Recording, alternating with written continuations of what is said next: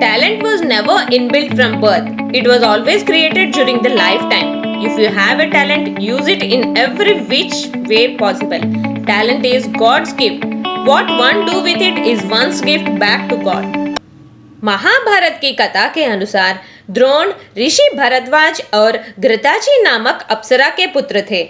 ऋषि भरद्वाज एक बार नदी में स्नान करने गए और वहां उन्होंने अप्सरा नामक घृताची को देखकर मोहित हुए, जिसके कारण उनके शरीर में ऊर्जा उत्पन्न हुई। ऋषि भरद्वाज ने उस ऊर्जा को एक द्रोण कलश में रखा, जिससे एक पुत्र जन्मा। द्रोण में जन्म लेने से उनका नाम द्रोण रखा गया था। अपने पिता के आश्रम में रहते हुए ही द्रोणाचार्य चारों वेदों और अस्त्र शस्त्र के ज्ञान में पारंगत हो गए। द्रोण के साथ पांचाल के राजा प्रसद का पुत्र द्रुपद भी वहीं पर ही शिक्षा प्राप्त करने से उन दोनों में प्रगाढ़ मैत्री हो गई। फिर बाद में द्रोण परशुराम के पास जाकर अपने अस्त्र शस्त्र का विद्या प्राप्त करने का अनुरोध किया।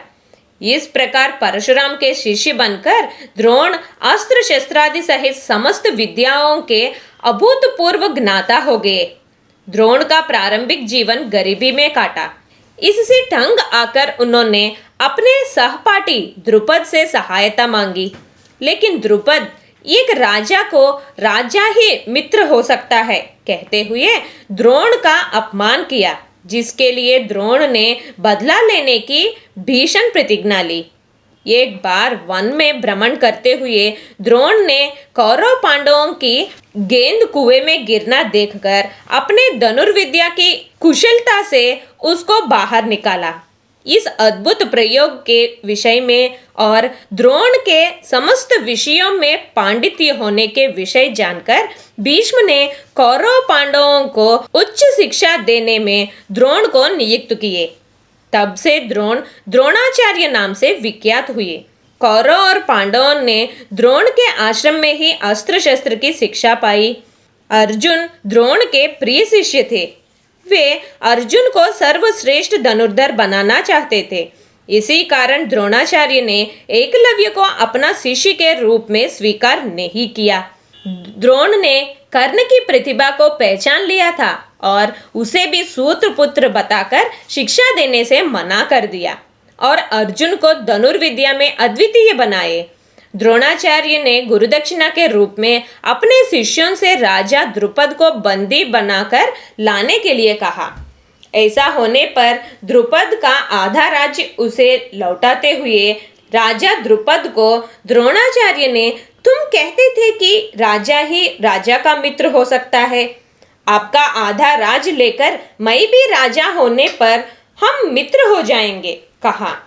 द्रुपद अत्यंत लज्जित स्थिति में अपने राज्य की ओर लौटा। द्रोणाचार्य ने अर्जुन से गुरुदक्षिणा स्वरूप यह प्रतिज्ञा ली कि यदि द्रोण भी उसके विरोध में खड़े होंगे तो भी अर्जुन युद्ध करेगा। महाभारत युद्ध के समय भीम ने अश्वत्थामा नामक एक हाथी का वध किया। गुरु द्रोण का वध करने के लिए श्री कृष्ण के कहने पर युधिष्ठिर ने ये खबर द्रोण को दी थी, जिसे सुनकर गुरु द्रोण को लगा कि उनके पुत्र अश्वत्थामा की मृत्यु हुई।